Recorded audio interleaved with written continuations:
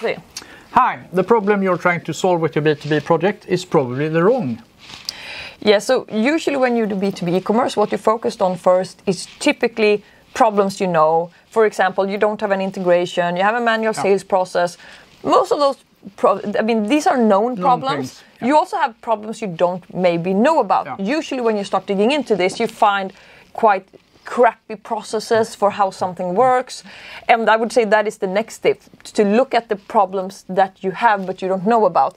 Instead of just taking all your processes and just making it digital, bringing all the problems from the processes into the digital sphere. We get some requirements from customers who have these problems, but then you start to ask questions and turn stones. So I think it's important to bring external eyes on it. So do some pre-studies and try to find the problems that you're not aware of yet before you start the project. So we have known problems and you have unknown problems that are still problems today. But you have something more. What's that? The hardest one is, of course, to address the problems that you're going to have later on, perhaps down the road.